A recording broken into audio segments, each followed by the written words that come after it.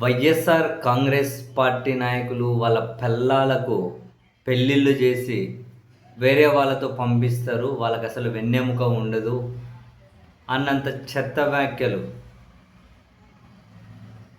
Weekend comments పేరుతో ఓ ఛానల్లో వాళ్ళు ప్రసారం చేసిన తర్వాత అయితే ఇవి చాలా తీవ్ర వివాదాస్పదమయ్యాయి.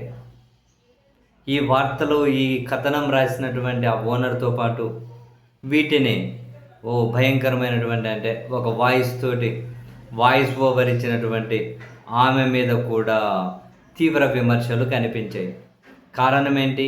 ఒక మహిళ ఎండుకొని మరో మహిళలను, అది కూడా రాజకీయాలతో ప్రత్యక్షంగా సంబంధం లేని మహిళలను, వాళ్ళు వైసీపీ నాయకుల భార్యలైనంత మాత్రాన ఇంత తీవ్రంగా వాళ్ళను దూషించుకుంటే ఆయన రాశాడు. సరే, ఒక మహిళ ఎండుకొని ఈమె ఇలా వాయిస్ ఓవర్ ఇవ్వడం కరెక్టేనా అని చెప్పి ఆమె మీద కూడా విమర్శలు.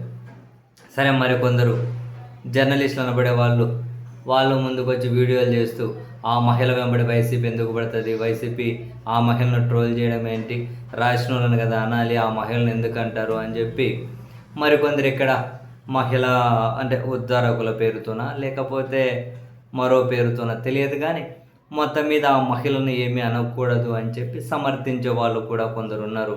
కొందరు పెద్ద పెద్ద వీడియోలు చేసి కూడా రిలీజ్ చేస్తూ ఉన్నారు. ఇక్కడ మనము ఆ మహిళను కూడా ఈ విషయంలో విమర్శించడం కరెక్టా తప్ప అనే చర్చ కూడా అవసరం లేదేమో. ఎందుకంటే వెరీ సింపుల్, ఒక రైటర్ ఎవరైనా కనుక ఒక పాట రాశారనుకోండి, ఆ లిరిక్స్ చాలా అభ్యంతరకరంగా ఉన్నాయనుకుందాం, అయినా కూడా ఒక సింగర్ ఎవరైనా ఆ పాట పాడితే ఆ తర్వాత దాని చుట్టూ వివాదం రేగినప్పుడు మొదట పాడిన సింగర్ని తిడతారు, ఆ తర్వాత రైటర్ని తిడతారు. ఎందుకంటే రైటర్ ఎవరో కూడా చాలామందికి తెలియదు. ఫస్ట్ సింగర్నే తిడతారు, తర్వాత రైటర్ని తిడతారు. అంతేనా? ఇక్కడ కూడా అంతే, రాసిన ఆయన్ను తిడతారు, వాయిస్ ఓవర్ ఇచ్చింది ఒక మహిళ కాబట్టి ఆ మహిళను కూడా అంటారు. అంటే ఒక మహిళ ఎండుకొని ఏంటి ఇదంతా, మహిళల్ని కించపరచడం ఏంటి అని. మరి ఈ విషయంలో ఒత్తి పలికి వాయిస్ ఓవర్ ఇచ్చిన ఆమెను అనకుండా ఎలా ఉంటారు, ఆమెను విమర్శించకుండా ఎలా ఉంటారు? సో ఆమెను విమర్శిస్తే మహిళల ఆత్మగౌరవం గుర్తొస్తే ఆమె ఒత్తి పలికిన ఆ మాటల్లో మరి రాజకీయాలతో సంబంధం లేకుండా ఎక్కడో అంటే రాజకీయాలకు దూరంగా ఉన్న ఈ నాయకుల భార్యలను కూడా ఏకంగా వేరే వాళ్ళకి ఇచ్చి పెళ్లి చేసి పంపిస్తారు, వెన్నెముక లేని వాళ్ళు అన్నంత దారుణమైన వ్యాఖ్యలు ఏంటి? అలా చేయొచ్చా మరి? అలా చేయొచ్చా? ఒకవేళ ఆ కథనాలు ఇది అబ్జెక్షనబుల్గా ఉన్నాయి, ఒక మహిళ ఎండుకొని నేను కామెంట్ చేయలేనండి అని ఆమె తిరస్కరించవచ్చు. డెఫినెట్లీ తిరస్కరించవచ్చు, ఆప్షన్ ఆమెకు ఓపెన్ అయి ఉంది. వృత్తి ధర్మం అని చెప్పి ఓనర్ చెప్పి కాదని లేరని చెప్పి ఏం అడిగితే ఓనర్ అది చేసుకుంటూ పోతారా? చేయరు కదా, ఏమంటే చేసుకుంటూ పోతారు.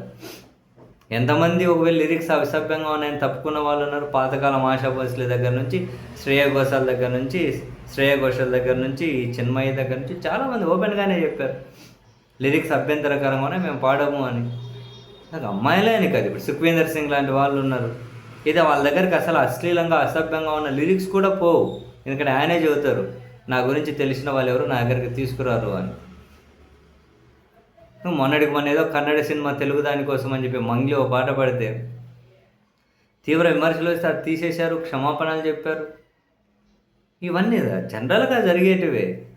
మరి ఇప్పుడు వాయిస్ ఓవర్ ఇచ్చినటువంటి ఆమెను ఎలా, ఏంటమ్మా ఒక మహిళ ఎందుకని ఇంత దారుణంగా ఎలా అని చెప్పి అడగకుండా ఎలా ఉంటారు? అలా అడిగితే కొందరు ఆమెను వెనకేసుకోవాల్సిన అవసరం లేదు.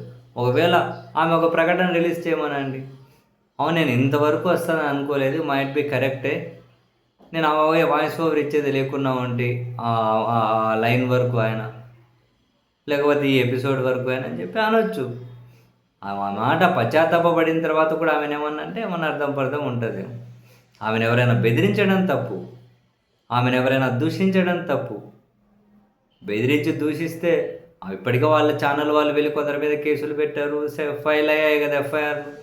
ఆమెను ఎవరైనా దూషించి బెదిరిస్తే ఆమె కూడా ఆ విధంగా ఆమె చట్ట ప్రకారం ఆమెకున్న హక్కులు ఆమె ఉపయోగించుకోవచ్చు, మనం దానేం కాదను. అలా కాకుండా అసలు ఒక మహిళ ఎండుకొని ఇదేంటమ్మా అని చెప్పి ప్రశ్నించే వాళ్ళకి కూడా ప్రశ్నించకూడదు. ఆ ప్రశ్నకు కూడా ఆమెకు ఏమంటారు, ఆమెను ప్రశ్నించే హక్కు లేదు. ఆమె అసలు ఏమాత్రం కూడా దానికి సంబంధం లేదు అని ఆమె చుట్టూ ప్రొటెక్షన్‌గా ఎళ్తామంటే ఎట్లా కుదురుతది ఎవరైనా? ఒక చెత్తా చెదారాన్ని జనంలోకి వదిలిన తర్వాత రాసిన వాళ్ళు, ఆ చెత్తా చెదారాన్ని పలికిన వాళ్ళు. ఇద్దరూ బాధ్యులే కదా!